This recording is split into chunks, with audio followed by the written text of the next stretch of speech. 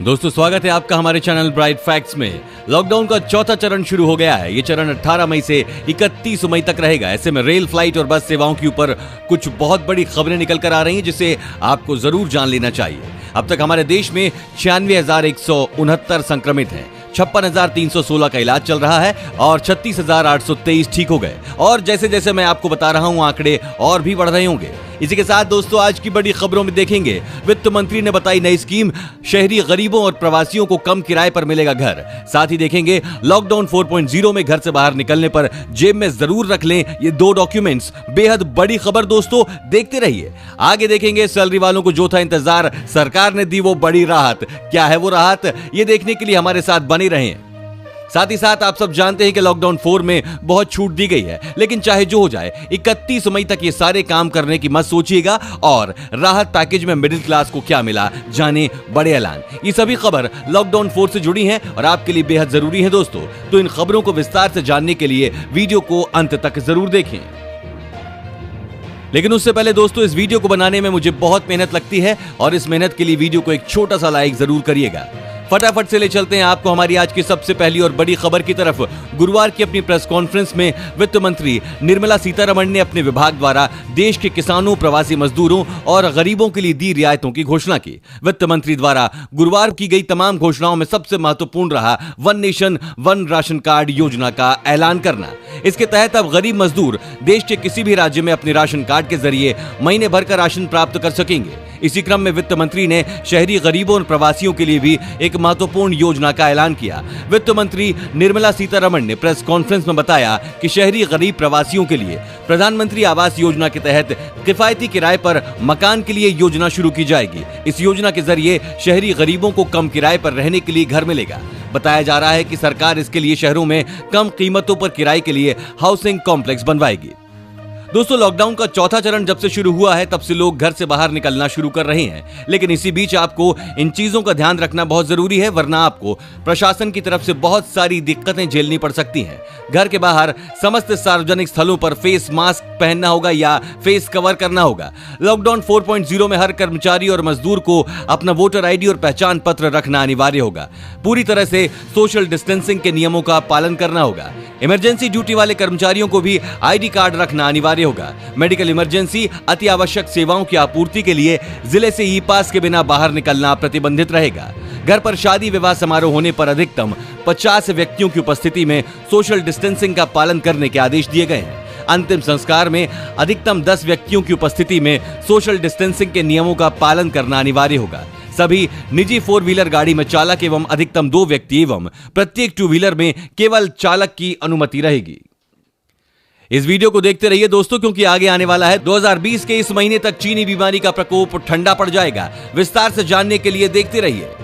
दोस्तों केंद्र सरकार ने आज नौकरी पेशा लोगों को बड़ी राहत दी है। सरकार ने खुद ही कर्मचारियों को पीएफ का भुगतान करने का फैसला किया है। वहीं दूसरी तरफ उनको वित्त वर्ष 2019-20 का आयकर रिटर्न दाखिल करने के लिए तारीख को 3 महीने आगे बढ़ा दिया है। वित्त मंत्री ने घोषणा करते हुए कहा कि सरकार 15,000 रुपए तक की सैलरी वाले कर्मचारियों के पीएफ का भुगतान अगले 3 महीनों के लिए करेगी। आपको बता दें दोस्तों, हर नौकरी पेशा कर्मचारी को अपनी सैलरी के साथ एक पीएफ अमाउंट दिया जाता है जो उनके खाते में डायरेक्ट जमा होता है। यह राशि उनको रिटायरमेंट के बाद पेंशन के साथ मिलती है। कंपनी को अपने यहां काम करने वाले हर कर्मचारी को पीएफ की सुविधा जरूर देनी होती है, लेकिन इस बार वित्त मंत्री ने फैसला किया है, सरकार अपनी तरफ से पीएफ की सुविधा हर कर्मचारी को मुहैया कराएगी। सरकार जुलाई, अगस्त और सितंबर 2020 के कर्मचारियों के पीएफ का 10% और कंपनियों के पीएफ का 12% भुगतान देगी। दोस्तों इस चैनल पर हम आपको देश और दुनिया भर की सबसे बड़ी खबरें सबसे पहले बताते हैं। अगर आपको भी दुनिया भर की खबरें सबसे पहले चाहिए तो चैनल को बिना भूले नीचे दिए गए लाल बटन को दबाकर सब्सक्राइब कर दें और बेल आइकन प्रेस कर दें।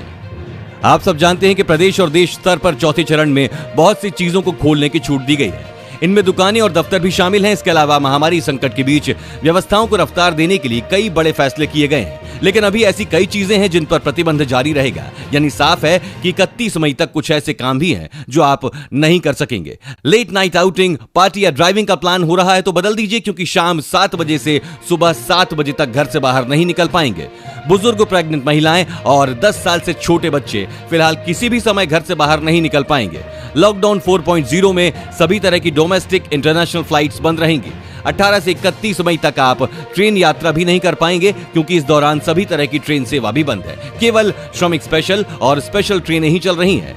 लॉकडाउन में घर बैठे बैठे खा खाकर पेट निकलने लगा है और जिम जाकर वजन घटाना चाहते हैं। फिलहाल 31 मई तक ऐसा हो पाना संभव नहीं है।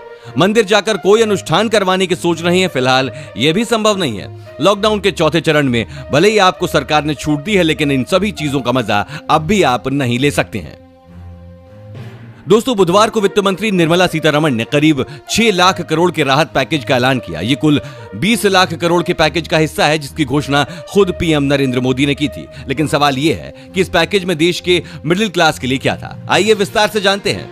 मिडिल क्लास को सरकार ने सबसे बड़ी राहत टैक्स पर दी है। दरअसल सरकार ने वित्त वर्ष 2019-20 के लिए सभी आयकर रिटर्न भरने की समय सीमा 31 जुलाई 2020 और 31 अक्टूबर 2020 से बढ़ाकर 30 नवंबर 2020 कर दी है। इसके अलावा टैक्स से जुड़े विवादों के निपटारे के लिए लाई गई विवाद से विश्वास योजना की डेडलाइन 31 दिसंबर 2020 तक के लिए बढ़ा दी गई है। मतलब ये कि अगर आपका इनकम टैक्स से जुड़ा कोई विवाद है तो बिना किसी अतिरिक्त शुल्क के 31 दिसंबर 2020 तक निपटारा कर सकते हैं। इन फैसलों का देश के करोड़ों टैक्स पेयर्स को फायदा मिलने वाला है। दोस्तों, इस खबर को आपको जरूर सुन लेना चाहिए। यह बेहद ही विचित्र है। साल 2020 को लेकर कई भविष्यवाणियां की गई हैं। इन भविष्यवाणियों में बताया गया है कि साल 2020 में कुछ घटनाएं ऐसी घटेंगी जिनको लेकर विश्व भर में हाहाकार मच जाएगा। नास्ट्राडामस जैसे भविष्यवाणी करने वाले व्यक्ति ने पहले ही इस बात के संकेत दिए थे कि 21वीं शताब्दी में एक ऐसी महामारी आएगी जिसके चलते सभी लोग काफी परेशान नजर आएंगे। साल 2020 उतार चढ़ाव वाला साल रहेगा। साल में विश्व भर के अंदर राजनीतिक रूप से काफी बड़ी बड़ी घटनाएं होते हुए नजर आएंगी। साथ ही प्राकृतिक प्रलय का भी ये साल रहने वाला है और अब प्राकृतिक प्रलय शुरू हो चुकी है। अब सवाल यह है कि महामारी का प्रलय कब खत्म होगा, जुलाई के अंत तक या फिर अगस्त की शुरुआत तक प्रलय शांत होती हुई ये नजर आ सकती है।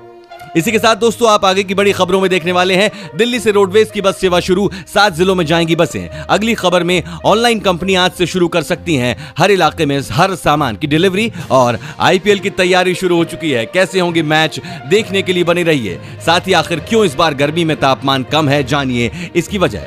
और आज की आखिरी खबर में दोस्तों, रेलवे में इन पदों पर निकली वैकेंसी, आवेदन करने की आखिरी तारीख नजदीक।